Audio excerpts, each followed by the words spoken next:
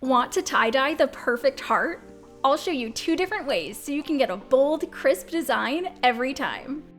Hi, I'm Daniela of abcrafty, and today I'm going to show you how to make a tie-dye heart design using 2 different techniques. As always, the materials are linked in the description. Most can be found on Jacquard, and you can use code abcrafty to get 20% off. Before anything, be sure to wash your shirt so that it removes any chemicals or anything that'll prevent the dye from soaking in. Then leave it damp, as this will actually allow for tighter folds. Now fold it in half for a perfectly symmetrical heart. Draw half a heart along the fold using a washable marker. Now, for whatever reason, I felt my heart wasn't good enough and redid it with a pencil since I was worried the marker would get wiped away easily, but don't do that, just use a marker, it'll be fine. If you want to make it super easy, I have a free printable you can cut out and trace around. It's linked in the description, along with the full step-by-step instructions on my blog, or you can just Google abcrafty heart tie-dye and you'll find it. Now for the first technique. Start at one end of the outline and accordion fold along the line. As you fold, make sure to keep the line straight. This is the most important part. The rest of the shirt will bend and twist to make sure that line stays straight. Then use a zip tie or rubber band around the line to secure it. For these folded tie-dye designs, I like to use a zip tie rather than a rubber band since it doesn't move the shirt around much while you're putting it on. I also like to specifically use reusable zip ties since I do a bunch of tie-dye projects. If you want the hearts to radiate outwards, allow the rest of the shirt to follow the same folds that you created. I like to go through and organize it so that the folds are more pristine.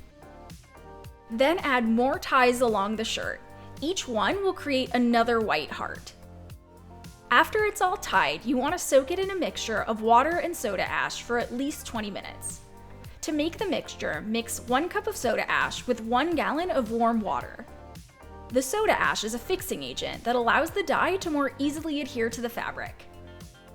While that's soaking, you can prepare the dyes. This dye I'm mixing as an example comes from my absolute favorite tie-dye kit, which just happens to be made by Jacquard and is linked below. All you need to do is fill the bottles to the line with warm water and give them a shake until dissolved. As you can see, the kit comes with 3 primary colors, but I ended up mixing my own, which I completely forgot to film, but here's an example of me mixing the dyes for another project. I just use empty yogurt containers and mix the dyes until I get the color I want. Then to test it out, I put a drop on a paper towel. When you're happy with the colors, put on some gloves and cover the area with plastic wrap. Then use the squeeze bottle, or in my case, a spoon from the cups, and add dye to the first section. This will be the main part of the heart that's in the middle. You can make each section whatever color you'd like or keep it all one color. I just happen to go with rainbow colors. Be sure to flip over the shirt and add dye to the other side. You can also smoosh the dye into the shirt to make sure it's fully saturated.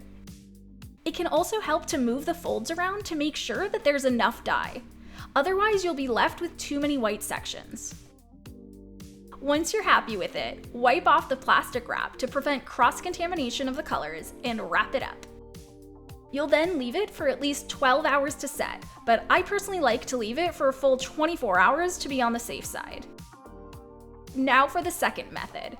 Rather than folding the pleats in, you can use a needle and thread to sew a running stitch along the marked heart.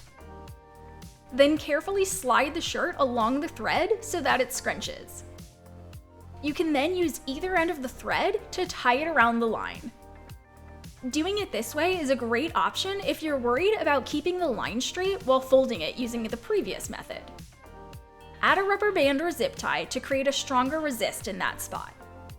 Then for the rest of the shirt, another option is to use a completely different technique so that the heart is the middle and main focus. This is called the scrunch dye method, and all you have to do is scrunch the shirt around and use rubber bands to randomly secure it. Now, just for fun, I did end up adding a couple more ties around where the heart is so that there'd be 3 layers of hearts. Then just as before, be sure to soak it in the soda ash solution for at least 20 minutes, and then you can dye it how you'd like. For this one, I was going for a pastel tie-dye and did each heart section a different color, and then blues and purples for the scrunch part.